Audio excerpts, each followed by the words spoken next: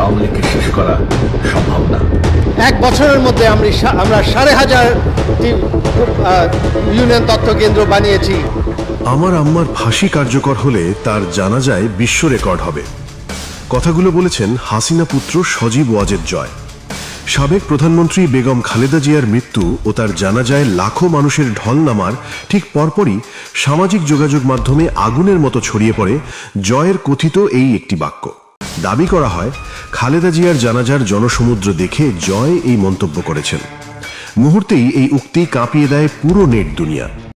আন্তর্জাতিক অপরাধ ট্রাইব্যুনাল যখন শেখ হাসিনাকে মৃত্যুদণ্ড দিয়েছে, তখন সুদূর প্রবাসে বসে পুত্র জয়ের এমন বিস্ফোরক মন্তব্য যেন এক নতুন বিতর্কের জন্ম দেয়। সদ্য প্রয়াত সাবেক প্রধানমন্ত্রী খালেদা জিয়ার জানাজায় বিপুল জনসমাগমের প্রেক্ষাপটে জয়ের এই কথিত মন্তব্য রাজনৈতিক অঙ্গনে তীব্র প্রতিক্রিয়ার সৃষ্টি করেছে।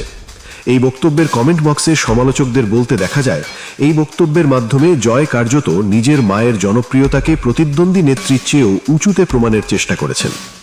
5 অগস্টের পট পরিবর্তনের পর পলাতক প্রধানমন্ত্রীর জানাজায় বিশ্ব রেকর্ড গড়ার দাবিকে অনেকেই রাজনৈতিক দমভক্তি হিসেবে অভিহিত করেছেন।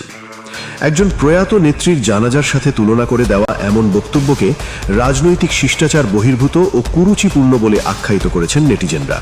তাদের মতে এটি বাস্তবতা বিবর্জিত অতি আত্মবিশ্বাস কিংবা রাজনৈতিক প্রতিপক্ষের প্রতি বিদ্বেষের বহিঃপ্রকাশ হতে পারে। তবে সামাজিক যোগাযোগ মাধ্যমে ছড়িয়ে পড়া এই দাবির সত্যতা নিয়ে শুরুতেই বিভ্রান্তি দেখা দেয়। পরবর্তী অনুসন্ধানে প্রমাণিত হয় যে সজীব ওয়াজেদ জয় এমন কোনো মন্তব্য করেননি এবং প্রচারিত উক্তিটি ভিত্তিহীন। ঘটনাটির মোড় ঘুরে যায় যখন ফ্যাক্ট চেকিং প্রতিষ্ঠানগুলো বিষয়টির গভীরে অনুসন্ধান করে।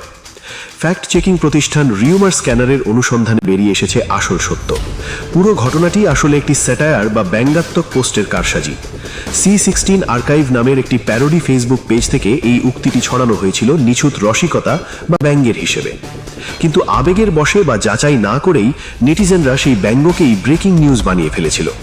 বাস্তবতা হলো খালেদা জিয়ার জানাজা বা মায়ের ফাঁসি নিয়ে জয় এমন কোনো মন্তব্য করেননি। কোনো নির্ভরযোগ্য মাধ্যমেও এমন তথ্যের অস্তিত্ব নেই।